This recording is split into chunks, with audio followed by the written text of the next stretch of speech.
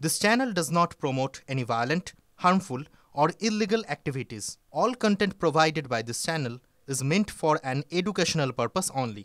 Top quality और consistent performance के लिए सिर्फ सिल्वर पंप नाम याद रखना।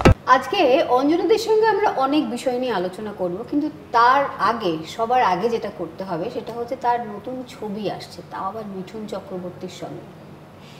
তুমি বলো, যখন তোমার কাছে এই প্রস্তাবটা আসে তখন তোমার কি রিয়াকশন ছিল? কারণ মিঠুন চক্রবর্তীর সঙ্গে পেয়ার করে ছবি করা, এটা প্রত্যেকটা অভিনেত্রীর ভেতরে একটা স্বপ্ন থাকে। হ্যাঁ, মানে যে কোনো এই ধরনের বড় অভিনেতার সাথে কাজ করাটা তো একটা স্বপ্নের মধ্যেই থাকে। কিন্তু শুরুতে আমার যেটা মনে হয়েছিল, তার মধ্যে মিঠুনদার সাথে আমার কাজ করবার ইচ্ছে ছিল, কিন্তু মনে হতো যে এটা মানে কী চরিত্র হতে পারে ওনার সাথে কাজ করলে। এবার যখন ওনারই স্ত্রী, তখন আমার প্রথমেই মনে হলো যে আমাকে মানাবে কী করে, এটা আমার প্রথমে মনে হয়েছে। কারণ আমাকে তো বিশ্বাসযোগ্য করতে হবে চরিত্রটা, সেটা তো আমার কাজ। মিঠুন চক্রবর্তীর সাথে কাজ করছি বলে লাফালে তো হবে না। প্রথমেই আমার মনে হচ্ছিল যেটা আমি বিশ্বাসযোগ্য করবো কী করে। ফার্স্ট হচ্ছে লুক, এটা আমার কাছে সবসময় মনে হয় যে কোনো চরিত্র আমরা যখন পোর্ট্রে করি, আমি যে আমার মেকআপটা করলাম, আমার কস্টিউমটা পরলাম, যে হেয়ার ডু করলাম, সাথে সাথে না একটা অন্য চরিত্র, মানে আমি অঞ্জনা বসুর বাইরে গিয়ে আমি যে চরিত্রটা প্লে করছি সেই চরিত্রটা হয়ে যায়। তারপরে 50% থাকে অভিনয়টা। এবারে প্রথম ধাপের যে 50% সেইটা আগে আমার মাথায় ঘুরতে শুরু করলো, যে আমি মানুষকে বিশ্বাসযোগ্য করাবো কী করে, যে ওনার সঙ্গে ওনার স্ত্রী হিসেবে আমি প্রথমেই আমি যেটা করেছি, মানে এখানে অনেকেই করেন হয়তো, আমি জানি না, আমি কখনো করিনি, সেটা হচ্ছে ওজনটা বাড়ালাম। আচ্ছা, হ্যাঁ, তুমি দেখবে যে ওখানে আমার বেশ গলু গলু গাল, এবং কোনো মেকআপ ছিল না, মানে কোনো মেকআপ না, জাস্ট সানস্ক্রিন লাগিয়ে। হ্যাঁ, একদম। বরং আমার এখানে হালকা একটু একটু ফ্রেকলস আছে, সেগুলোকে আরো বাড়ানো হয়েছিল। কেন? হ্যাঁ, আমি হারু আমাদের মেকআপ ম্যান বলছে, কেন করছিস, ছেড়ে দে না। বললো না, এটা পথিকৃৎ চাইছে, ডিরেক্টর চাইছে, এগুলো তোমার এগুলো নেই কিছু, ওগুলো বাড়াতে হবে বলে প্রচণ্ড বাড়িয়ে দিয়েছিল, তো কোনো মেকআপ ছাড়া। ফলে কি, মেকআপে খানিকটা আমরা গাল কাটি, এই কাটি, ওই কাটি, সব করে একটা কমানোর একটা কি বলবো, একটা ওয়ে থাকে, সেই ওয়েটাও নেই। ফলে আমি যেটা পুরো সেটাই দেখা যাবে। প্রথম ধাপ হলো আমি একটু পুট অন করেছিলাম, একটু মানে ভালোই পুট অন করেছিলাম। সিনেমার থেকে এখনই আমি আবার বেশ অনেকটা ঝরে গেছে। তার মানে হ্যাঁ, যে কারণে পোস্টারে আমরা দেখতে পাচ্ছি একটু হেভি মনে হচ্ছে, কারণ আমাকে একটু এজেড দেখাতে তো হবে। আর কিন্তু ওই এক সুতো সাদা চুল অসহ্য লাগে, মানে ওটা পুরো বোঝাই যায় যে ইম্পোজড। আমি যেটা করেছিলাম, আমার অ্যাক্টিং প্যাটার্নটাকে একটুখানি চেঞ্জ করেছিলাম, আরও একটু 10 বছর বয়স বেশি হলে আমার যেভাবে আমার কথা বলা উচিত, আমার ব্যক্তিগত জীবনে সেটা আমি বলবো কিনা জানি না, সারাক্ষণ হড়বড় করতে থাকি, কিন্তু সেটা যা হওয়া উচিত সেই রকম প্যাটার্ন একটা রেখেছিলাম। ভীষণ প্যাস্টেল শেডসের শাড়ি, একটু শ্যাবি এরকম শাড়ি রেখেছিলাম, আর একদম হাত খোপা, মেকআপ নেই, মোটা, আর কি চাই। প্রথম ধাপ হচ্ছে সেইটা। তারপরে তো মিঠুনদার সঙ্গে অন স্ক্রিন যুদ্ধ আর কি, না গো, যুদ্ধ বলাটা ভুল হবে। উনি ভীষণ কোঅপারেটিভ, ভীষণ, মানে আমি ভীষণ হেল্প পেয়েছি ওনার থেকে। মানে হেল্প মানে কি, মানে আমি তোমার সাথে কাজ করছি, পাঠ করছি, এবার তুমি যদি আমাকে, তোমার থেকে আমি সেই রেসিপ্রোকেশনটা পাই, আমার অ্যাক্টিংটা বেটার হবে, সেইটা আমি ওনার থেকে এক্সপেক্টই করিনি। কারণ উনি মিঠুন চক্রবর্তী, সে কি আমাকে, মানে আমি তোমায় বলছি যে আমরা ধরো আমার প্রেফারেন্স, অন্যের সাজেশন, উনি ওনার ফুল অ্যাক্টিংটা করেছেন, যেটা এখনকার জেনারেশনেরও অনেকে একটু গড় করে বলে দিল নিজের লাইনগুলো। তো উনি পুরো অ্যাক্টিংটা, যেখানে ওনার প্রেফারেন্স, ওনার চোখে জল ছিল, সেখানে আমার প্রেফারেন্স চোখে জল না থাকলে উনি মুখটা অন্তত এরকম করেছে। আমি তো এটা জাস্ট ভাবি, মানে এক্সপেক্টই করিনি, তো সেটা তো সাংঘাতিক হেল্প। আর এমনি মিঠুন চক্রবর্তী অন সেট, মানে ধরো ক্যামেরা যখন বন্ধ হয় কিরকম, মানে মজার মানুষ, ফুল্লোরে সারাক্ষণ প্রচণ্ড মজা করছেন, এর পেছনে লাগছেন, তার পেছনে পথিকৃতের তো মানে জীবন বের করে দিয়েছেন। উনি শো করছেন, উনি প্রচণ্ড রেগে গেছেন, যে জায়গায় দিলাম সেটা পথিকৃত দেখতে পাচ্ছেন, কিন্তু পথিকৃত বুঝে গেছে, ওর তো দ্বিতীয় ছবি ওনাকে নিয়ে, পথিকৃত বুঝে গেছে। এবং সব থেকে বড় কথা কি, উনি বলছেন কোনো একটা শর্ট, পথিকৃত বলছে যে দাদা এটা যাবো, কেন যাব, আমি যাব না, এটা আমার মনে হচ্ছে ঠিক করছিস না, তুই এটা তুই ভুল করছিস না, এটা কেন করবো, আমাকে বোঝা। বলছি কৃদা, ওনাকে দাঁড়িয়ে তখন ও কি বোঝাবে, না মানে দাদা, না মানে দাদা বলছি কি শোনো না, দাদা বলছি কি শোনো না, হ্যাঁ মানে বলছিলাম কি খালি এরকম করছে, চল দেখছি কি করবো, যতটা ইচ্ছা হবে ততটা দেখো বলবো, হ্যাঁ হ্যাঁ দাদা তাই। কিন্তু যেরকম ভাবে লেখা ঠিক সেরকম ভাবে, মানে এইটাই হচ্ছে বড় অভিনেতার গুণ। এবার যেটা প্রশ্ন সেটা হচ্ছে যে এই ধরো আমরা এটার যে গল্পটা, এটা তো মানে একটা দাম্পত্য এবং তাদের মধ্যেকার যে সমস্যা, এবং এটা তো একটা রিয়েল স্টোরি থেকে নেওয়া, বহুদিন ধরে চলা একটা কি বলবো ডিভোর্স কেস, সেটা নিয়ে, যেটা আমার খাওয়া উচিত নয় সেটাই খেয়ে চলেছে। ভীষণ ভালো লাগে এটা, আমি রেজিস্ট করতে পারি না। বলো। বিষয়টা হচ্ছে যে তুমি যদি ব্যক্তিগত জীবনে তুমি যখন মানে আমি রিল বলছি না, রিয়েল লাইফে অঞ্জনাদি, এই যে এখন অনেক বেশি ডিভোর্স রেট বেড়ে গেছে, সবাই বলছে যে ডিভোর্স রেট বেড়ে যাওয়ার কারণ হচ্ছে মেয়েরা অসহিষ্ণু হয়ে উঠছে। তাহলে কি সংসার ধরে রাখার দায়িত্ব শুধুমাত্র মহিলাদের? না, তা নয়। তোমার প্রশ্নটা খুব ভালো সুচরিতা। সংসার ধরে রাখার দায়িত্ব কি মেয়েদের, এবং মেয়েরা অসহিষ্ণু হয়ে যাচ্ছে। মেয়েরা অসহিষ্ণু হচ্ছে না, ছেলেরাও হচ্ছে। মানে আমরা আমার মা জেঠিমাদের দেখেছি, বা আমিও ইনফ্যাক্ট আমার বহু বছর হয়ে গেছে বিয়ে হয়েছে, আমিও যখন বিয়ের পরে গিয়েছি, আমার সব কিছুতেও আমার হাজব্যান্ড যেরকমভাবে মানুষ হয়েছে, ওর বড় হওয়াটা যেরকম, আমার বড় হওয়াটা তো সেরকম নয়। ফলে ওর যেভাবে, বা ওর মাকে, ওর মানে পরিবারে থাকা মহিলাদেরকে ও যেভাবে দেখেছে, আমি একদম ডিফারেন্ট। ও তো আমার সাথে অ্যাডজাস্ট করেছে, তবে না গিয়ে আজ 28 বছর ধরে একসঙ্গে রয়েছি। শুধু তো আমি অ্যাডজাস্ট করিনি, এইটা দুপক্ষেরই কম হয়ে গেছে, দুপক্ষেরই কম হয়ে গেছে। আমরা মেয়েদেরকে এই কারণে বলি, কারণ মেয়েরা যেহেতু, মেয়েদের একটা সহজাত অভ্যেস আছে মানিয়ে নেওয়ার, সেটা একটা গুণ তো, তাই না? আমি তো মনে করি এটা আমাদের বিরাট গুণ, যেটা আমরা পারি, যেটা ছেলেরা পারে না। তো এটাকে যদি আমার মনে হয় যে ও পারে না, তাহলে আমিও পারি না, তবে গিয়ে ওই ছেলে আর মেয়ে সমান হলাম, আমার পার্সোনালি মনে হয় যে এটা ঠিক নয়। কিন্তু অসহিষ্ণুতা তো বটেই। আরেকটা বিষয় সেটা হচ্ছে যে এই যে ধরো তুমি ইন্ডাস্ট্রিতে এতদিন ধরে কাজ করছো, এবং তুমি এমন একটা সময় থেকে শুরু করেছো যেই সময়টাতে সোশ্যাল মিডিয়া ছিল না, কিছু ছিল না, তার পরবর্তীকালে সোশ্যাল মিডিয়া এসছে, এবং আমরা এখন দেখি হিরো হিরোইন বা বিভিন্ন সবার ক্ষেত্রেই মানে ব্রেকআপ হচ্ছে, সেটাও চলে আসছে সোশ্যাল মিডিয়াতে, এবং কে প্রেমে পড়ছে সেটাও চলে আসছে। এবং যখন ধরো যারা নেটিজেনরা যখন নানান রকম মন্তব্য করছে, তখন অভিনেতা অভিনেত্রীরা রেগে যাচ্ছে, কিন্তু তাদের যে পার্সোনাল স্পেসটা মানে একদম ব্যক্তিগত, সেটা তো তারাই নিয়ে আসছে। কখনো ধরো বেড়াতে গেছে একসঙ্গে, কিন্তু ছবি দিচ্ছে একই সময় দুজনের ছবি, এটা উস্কে দেওয়া কি না? এই জিনিসটাকে তুমি কিভাবে দেখছো এত দিন ধরে, যেহেতু তুমি এই ইন্ডাস্ট্রিতে? আমার না ভালো লাগে না। দেখো, আমি পরিষ্কার কথা বলি, পরিষ্কার বলছি, আমার ভালো লাগে না। আমার কাছে, আমি মানে ব্যক্তি অঞ্জনা বসুর কাছে আমার ব্যক্তি জীবন একেবারেই আমার বাড়ির চার দেওয়ালের মধ্যে। তার বাইরে আমি কোথায় খেতে গেলাম, আমি কোথায় পার্টি করলাম, আমি আজকে কি কিনলাম, আমি আজকে কেমন সাজলাম, আমি তো একটু বেশি মানে অতটা না করলেও হয়, কিন্তু আমার জেনারেশনের অনেককেই দেখেছি যে ওই রকম করে কিন্তু সোশ্যাল মিডিয়াটাকে ইউজ করে না।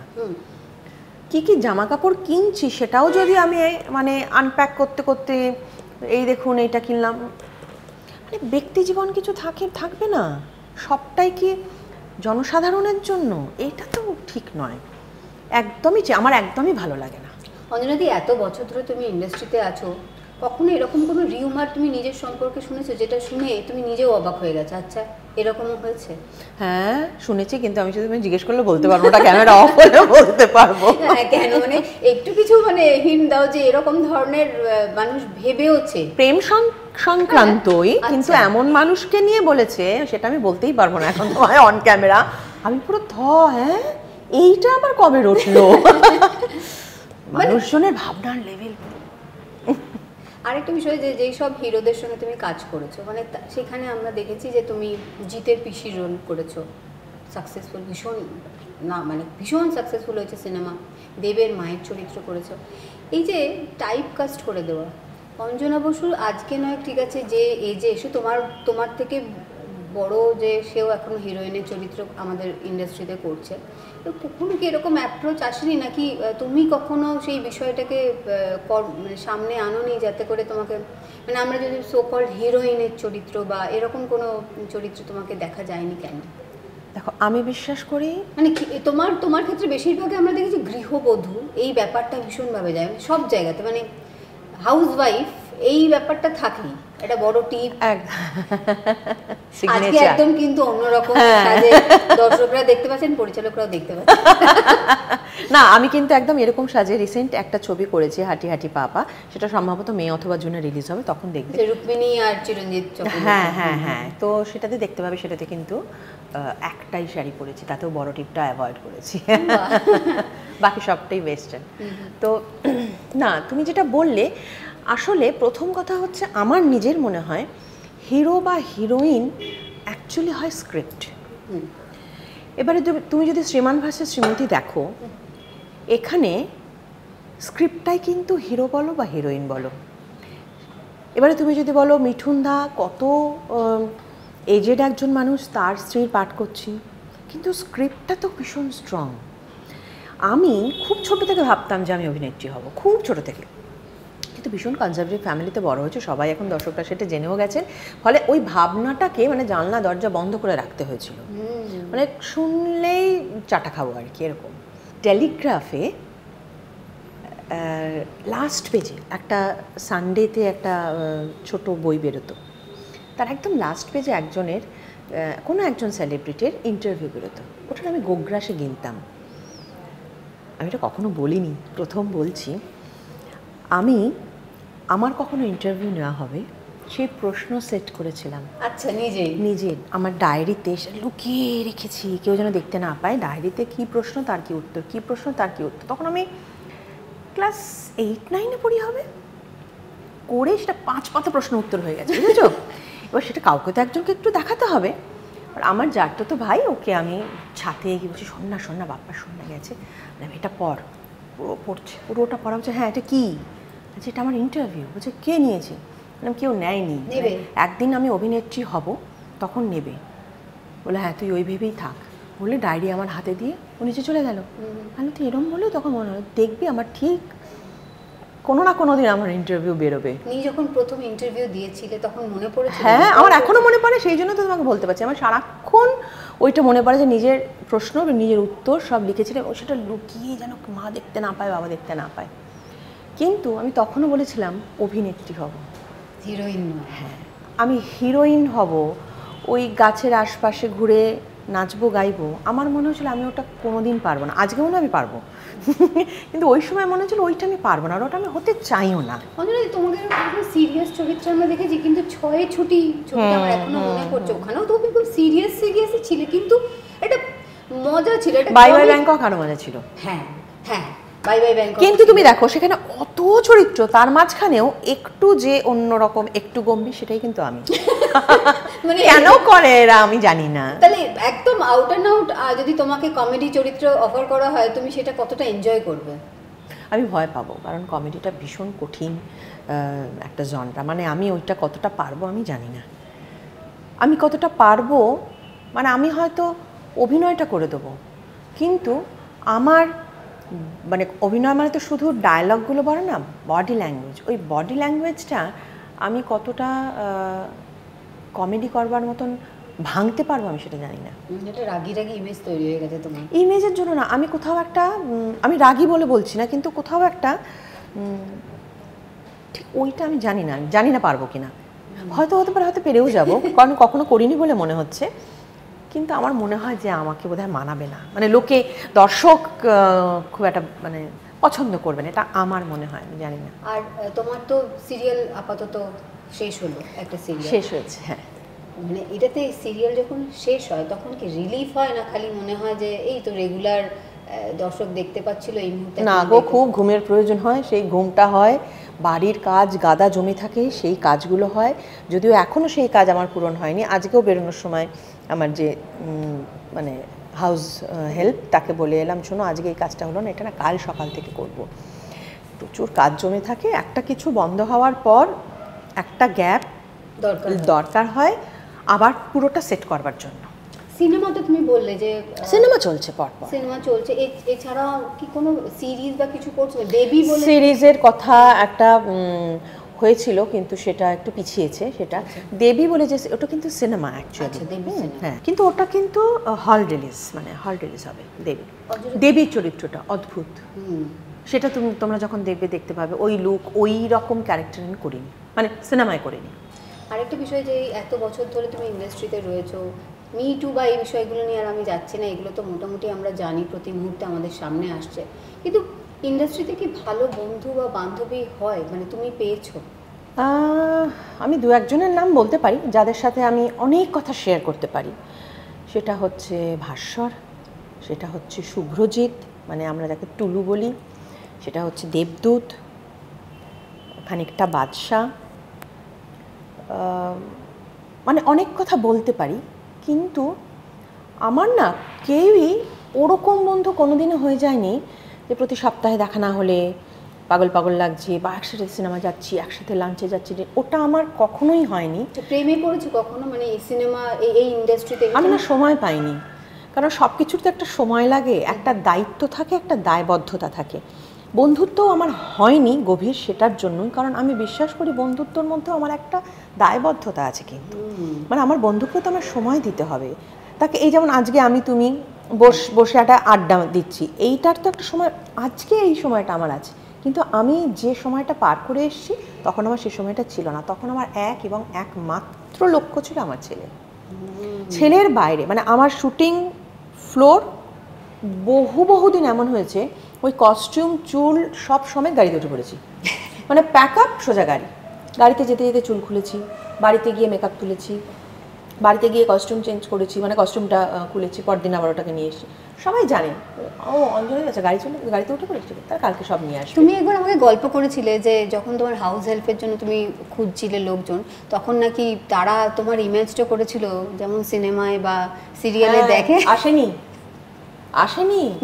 হ্যাঁ, মানে আমি তোমায় বলছি তখন হয়তো মানে সেটা অনেক বছর আগে, তখন হয়তো 4000 5000 এরকম হলে পরেই একজন মানুষ পাওয়া যেত। তিনি 15000 ডিমান্ড করেছিলেন, এবং যখন বলা হয়েছে যে ছোট ফ্ল্যাট যেরকম মানুষ থাকে, বলে কে বলেছে কত বড় বাড়িতে থাকে, আর 2-3 জন গোটা বাড়ি ভর্তি লোক, তাকে বোঝাতে, মানে যিনি কথা বলেছেন আমার জন্য, সে কিছুতেই বোঝাতে পারেনি যে ওইটা আমার বাড়ি, ওরা আমার লোক নয়। তিনি চলে গেছেন, না না না না করবই না। আচ্ছা, এবার আমি একটুখানি অন্য বিষয়ে আসি, একটু রাজনীতির বিষয়ে। আবার কেন? না, এটা না হলে তো দর্শকও ভাববে যে কেন আমি প্রশ্নগুলো করলাম না। এক তো হচ্ছে যে তুমি, আমাদের সিনেমার প্রশ্ন কি শেষ হয়ে গেল? অনেক বাকি আছে, সেগুলোই করো না। বিষয়টা হচ্ছে যে এই যে তুমি এতদিন ধরে কাজ করো, আমরা তোমাকে সিনেমায় দেখি, সিরিজে দেখবো, সিরিয়ালে দেখছি। আমরা সাধারণত জানি যে কোনো একটি রাজনৈতিক দলে, বিশেষ রাজনৈতিক দলে না থাকলে নাকি কাজ পাওয়া যায় না। অনেকেই অন ক্যামেরা এসে তারা জানাচ্ছে যে এই তো আমাকে আটকে দিয়েছে, এই তো এগুলো করতে, প্রজেক্টে আসতে দেয়নি। তোমার ক্ষেত্রে কখনো এটা হয়নি? দেখো, আমার তো এত বছর আগে শুরু করেছি, হাড়ে তুব্য গজিয়ে গেছে আর কি। যখন আমি শুরু করেছি তখন এখনকার সরকারের দিকে সবাই মানে স্রোত, মানে কে কার আগে যাবে হুড়োহুড়ি। সেই সময় আমি বিপরীতে হেঁটেছি। তখন সেই সময় আমার যাদের সাথে কাজ করছি বা শুভাকাঙ্ক্ষী যারা ছিল, সবাই বলেছিল যে মাথাটা কি কাজ করছে না তোর, তুই কি চাইছিসটা কি, তুই এই রাজ্যে থাকবি না, তুই কি পাগল, সবাই ওদিকে যাচ্ছে, তুই এদিকে গিয়ে কী পাবি, মানে কেন কিছু, মানে অন্য কিছু পাওয়ার জন্য আসছি। ওইখানে গেলে কি পাওয়া যায় আমি জানি না, কিন্তু আমি এখানে গেলে অনেক কিছু পাবো আমার মনের এবং মাথার। কারণ আমার উদ্দেশ্যটা জিনিসে নয়, আমার উদ্দেশ্যটা আরও বৃহত্তর। সেইটার জন্য ভবিষ্যতের দিকে দেখাতে হবে। আমার মনে হচ্ছে ভবিষ্যৎটা হচ্ছে এই দিকটা, ফলে আমি ভবিষ্যতের দিকে তাকিয়ে আছি। এইখানে আরেকটা প্রশ্ন আসে, দেখো আমরা সাধারণত জানি যে এই আবার সামনে বিধানসভা নির্বাচন আসছে, বহু অভিনেতা অভিনেত্রীদেরকে আমরা আবার দেখব? তোমার প্রশ্নটার পুরোটা উত্তর আমার হলো না। আচ্ছা, বলো। সেটা হচ্ছে যে কাজ পাওয়া নিয়ে যেটা তুমি বলছিলে। যখন আমি একদম জয়েন করেছিলাম, আজ থেকে 12 বছর হয়ে গেছে। 13 বছর আমি সঙ্গে রয়েছি, দলের সঙ্গে রয়েছে 13 বছর, আর 12 বছরের বেশি হবে যে আমি একদম অফিসিয়ালি জয়েন করেছি। সেই সময় আমার গোটা বাড়ির কাঁচ ঢিল মেরে ভেঙে দেওয়া হয়েছিল। কি বলছো? হ্যাঁ, গোটা বাড়ির কাজ। আমি থানায় কমপ্লেন করা, পুলিশ আসা, হেন তেন যা যা করতে হয় সেগুলো করেছিলাম, কিন্তু আমার দলের কেউ জানেনি, আমি কাউকে বলিনি, কারোর কাছে গিয়ে কাঁদিনি, দেখুন আমার এরকম হয়েছে, করিনি। আমি পরদিন অপেক্ষা করেছিলাম পুলিশ আসবে, দেখবে, হেন তেন সব, ওরা ছবি তুলবে, হেন তেন যা কিছু করবার সব প্রোটোকল হয়ে গেল। তারপর দিন মিস্ত্রি ডেকে গোটা বাড়ির কাজ চেঞ্জ করে দিয়েছিলাম। ওই একটাই ঘটনা আমি ফেস করেছিলাম। আর একটা সময় আমার একটা চালু সিরিয়াল এই জন্য বলছি, মানে সেটা তখন বোধহয় টিআরপির রেটিংয়ে 4 নম্বরের একটা ছিল, মানে বন্ধ করার কোনো কারণ ছিল না। সেটা 3 দিনের নোটিসে বন্ধ হয়ে গেছে। তখন প্রডিউসার, ডিরেক্টর সবাই বলেছিল দিদি বুঝতেই তো পারছো কেন, কিন্তু আমাকে সেটা খোলসা করে বলেনি। আমার ধারণা হয়েছিল যে ওইটার জন্য, কিন্তু তার 3 মাসের মধ্যে কিন্তু আমি আবার কাজ শুরু করেছি এবং তারপর থেকে পরপর কাজ করে গেছি। আমাকে কেউ আটকায়নি, কেউ বারণ করেনি। কাকে আটকাচ্ছে, কাদের আটকাচ্ছে আমি জানি না, তবে আমি বিশ্বাস করি না যে আমি কোনো একটা রাজনৈতিক দল করছি বলে, হ্যাঁ ধমকাতে চমকাতে পারে বরঞ্চ, কিন্তু আমার যদি ক্যাপাবিলিটি থাকে তাহলে আমাকে নিতে প্রডিউসার, ডিরেক্টর বাধ্য। এবারে আবার তো বিধানসভা নির্বাচন আসছে, কি মনে হচ্ছে কারা কারা আবার পুরো সেই ঢল তো আবার নামবে? জানি না। 21-এ একটা সাংঘাতিক বাজ ছিল যে আমার দল সরকার গঠন করবে, তখন খুব ঢল আবার এদিকে চলে এসেছিল। এই বছরে কি বাজ উঠবে ইলেকশনের আগে আগে সে আমি জানি না। ওই যারা আসে যায় ওদেরকে নিয়ে আলোচনা করে আমাদের এই মিষ্টি সময়টা নষ্ট না করলেই ভালো হয়। আর যদি তোমাকে টিকিট দেয় নিশ্চয়ই তুমি হ্যাঁ বলবে? আমি জানি না সেটা, এই জন্য জানি না কারণ আমি লোকসভায় দাঁড়াতে চাইনি, মানে থ্যাংক গড যে সেটা আমার দল শুনেছে, কারণ আমি ফিজিক্যালি ফিট ছিলাম না তখন একদমই। আমি এখনও ইলেকশনটা না একটা অন্য পৃথিবী, মানে আমি তো সবাইকে বলি যে না এটার মধ্যে ঢুকেছো, আমি যেভাবে করেছি অবভিয়াসলি, অনেকে দেখেছি মেকআপ করেও প্রচারে গেছে সন্ধ্যাবেলা, কিন্তু আমি সকাল 6:30 বাড়ি থেকে বেরোতাম আর রাত 1টায় ঢুকতাম, কোনো দিন রাত 2টো 2:30তেও ঢুকছি, আবার ভোর 5টায় উঠছি, আবার রেডি হচ্ছি, আবার 6:30টায় রাস্তায়, এরকমভাবে করেছি। মানে আমি বলতাম আমার নাম, আমি জানি না অন ক্যামেরা বলাটা ঠিক কিনা, বলতাম অঞ্জনা হেমব্রাম, এই রকম হয়ে গিয়েছিলাম আমি।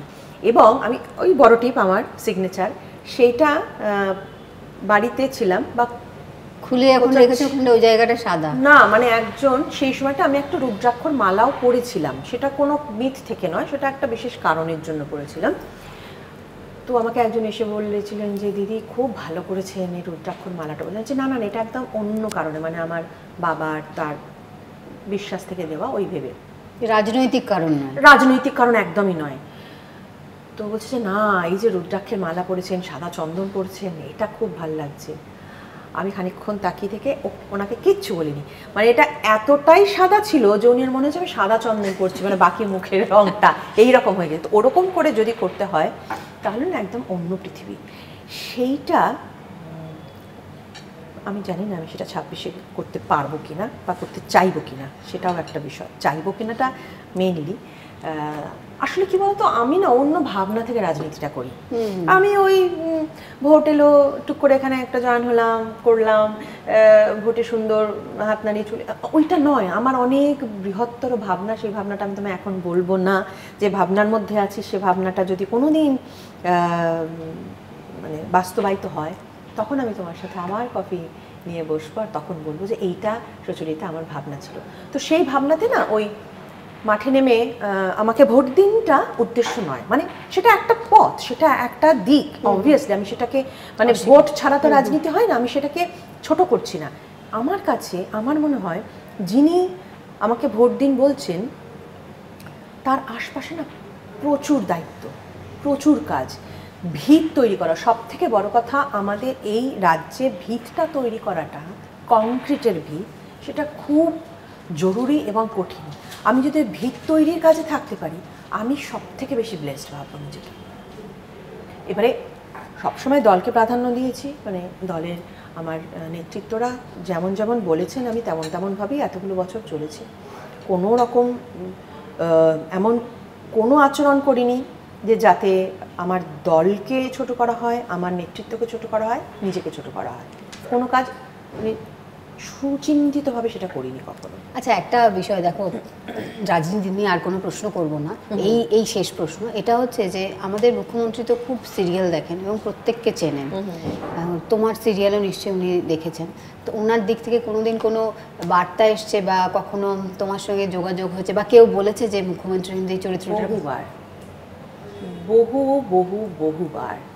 এবং সব থেকে বড় কথা, ওনার সঙ্গে যখন যেখানে দেখা হয়েছে, হয়তো ওনার আশপাশে প্রচুর মানুষ থাকেন, হয়তো উনি অনেকটা দূরে রয়েছেন, উনি তো এরকম দেখতে থাকেন সবাইকে, এটা তো খুব ভালো গুণ ওনার যে উনি ব্যক্তিগতভাবে সবাইকে চেনেন। যদি দূর থেকেও আমাকে দেখতে পেয়েছেন, সঙ্গে সঙ্গে হাত জোর করেছেন, এবং মানে ওনার আগে যেন আমার হাতটা জোর করতে পারি, এটা মানে এরকম আমারও থাকতো, মানে আমিও হাত জোর করছি, উনিও হাত জোর করছেন, একদম ওই রেসপেক্টটা উনি আমার সবসময় ওনার কাছ থেকে পেয়েছি। মানে সেইটা আমি বলবোই, আমি অন ক্যামেরাই বলছি, এবং সেটা খুব জরুরি। মানে ব্যক্তি বিশেষকে দেখো, রাজনীতি তো আলাদা, কি বলবো, ওটা আলাদা দিক। আমি একটা রাজনীতিতে বিশ্বাস করব, তুমি একটা রাজনীতিতে বিশ্বাস করবো, উনিই জানেন যে আমি ওনার বিরোধী, আমিও জানি উনিও আমার বিরোধী, কিন্তু মানুষ তোমাকে আমি অসম্মান করতে পারি না। সেটা আমি ওনাকে আমার রাজনৈতিক বক্তৃতাতে কখনো বলিনি। তুমিও যখন এসেছো দেখেছো, আমার সিস্টেমটা নিয়ে আমার সমস্যা আছে, সিস্টেমে যেটা হচ্ছে সেটা নিয়ে আমার সমস্যা আছে, আমার রাজ্যে যে অন্যায়গুলো হচ্ছে, যে অবিচারগুলো হচ্ছে, সেটা নিয়ে আমার সমস্যা আছে।